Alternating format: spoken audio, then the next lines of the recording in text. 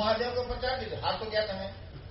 तुरंत मैंने कहा महादेव को प्रचार की जरूरत है, क्योंकि मेरे दिमाग में ये सब था कि जब सांप जो नालियों में रहता है और लाठियां खाता है, शिवलिंग पर चढ़ के पूजा जाता है, फिर उतर जाए तो नालियों में तो उसको पीटा जाता है, मार के मुआ दिया जाता है।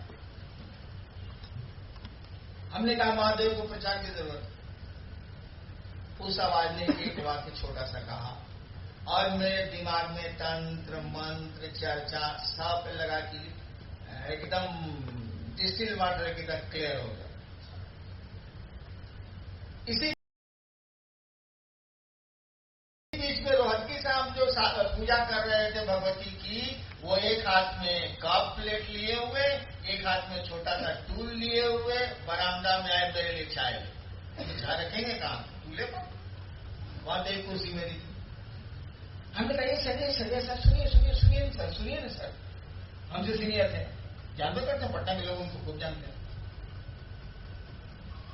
फिर क्या हमको देखिए ना ऐसा हुआ, बोलते हैं अभी तो आवाज मैंने की, आवाज का एक सेंटेंस खत्म हुआ, मुझको समझ में आया, मुझसे जब 2-3 सेकंड तो हो गए किया, तब तक रोहतगी साहब आ गए।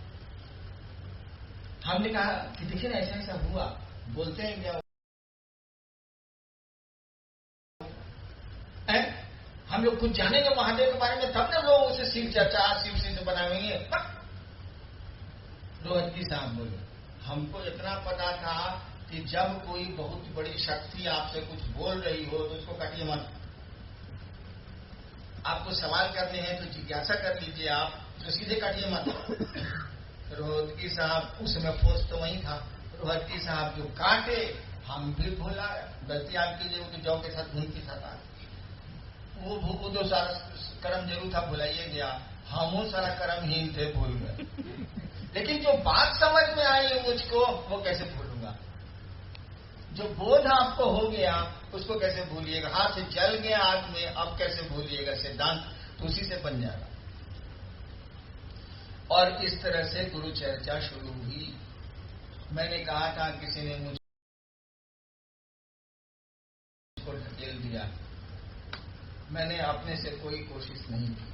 आप ही बताइए पूरे प्रक्रिया में, जबकि मैंने आपको मुश्किल से 10% सुनाया, अब इतने साल की कहानी कितने देर में सुनाई जाएगी सोचिए तो। मुश्किल से 10% नहीं होगा, उस कहानी का 10% ही आप सुन पाए हैं या उससे भी नीचे हैं आप। इसमें मेरा क्या योगदान है सो समझाइए तो मुझे। मेरा तो कोई योगदान नहीं है। किसी ने ख्याल में डाला कि गुरु भगवान होते हैं तो भगवान गुरु क्यों नहीं है, किसी ने ख्याल में डाला कि शिव भगवान को कहते हैं इसीलिए शिव गुरु है, किसी ने डाल दिया। मैं तो जानता भी नहीं था कि शिव गुरु है, मुझको तो कुछ पता भी नहीं था। और फिर सांस प्रश्वास पर नमः शिवाय मिला, उसमें मेरी क्या काबिलियत थी सो बता दी।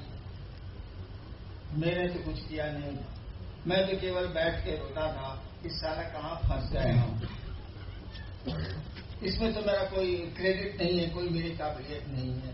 फिर किसी आवाज ने मुझको कहा ऐसा नहीं ऐसा करो, यानी दूसरों को कहो कि वो दूसरों को शिव से बनाए, तुम जो करते हो दूसरों को करने को नहीं करते हो। और पूछ लिया क्या करते हो, मैंने बांध दिया वहां, बाएं दाएं नहीं जा सकते। इसमें भी मेरा क्या क्रेडिट है।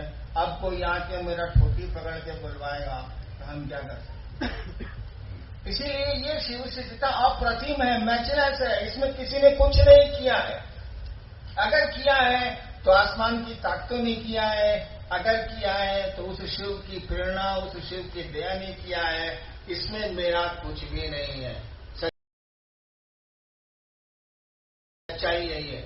और आप ही जान लीजिए आपका भी इसमें कुछ नहीं, आप नहीं कर सकते हैं शिव चर्चा अगर आपके गुरु शिव की दया न हो। बहुत सारे उदाहरण हैं, अगर विगत 20-22 वर्षों का जो शिव शिष्यता चल रही या 30 साल भी ले लीजिए जो कमरे में 10 साल चली, तो बहुत गौर से आप देखिएगा, उसका आकलन करिएगा तो आपको लगेगा हम आप अपने मन से नहीं चलते हैं, हमारी आपकी काबिलियत इसमें कोई सहयोग नहीं कर रही है, कोई करा रहा है, हम लोग करते हैं। जिस दिन ये भ्रम आपके मन में हो जाएगा कि मैं कर रहा हूं, उस दिन से उल्टी गिनती शुरू हो जाएगी और फिर आप तो करने वाले नहीं रहेंगे, दूसरा कोई भले कर ले, आप नहीं रहेंगे। हम लोग देखा है, कई उदाहरण है, कई लोगों के उदाहरण हम लोगों के पास।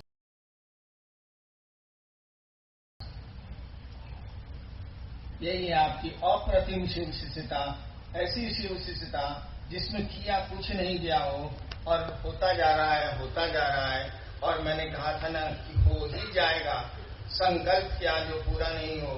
और शिव शिष्य जब संकल्प लेते हैं तो आसमान साथ देता है, धरती साथ देती है, हवाएं और सूरज भी साथ देता है।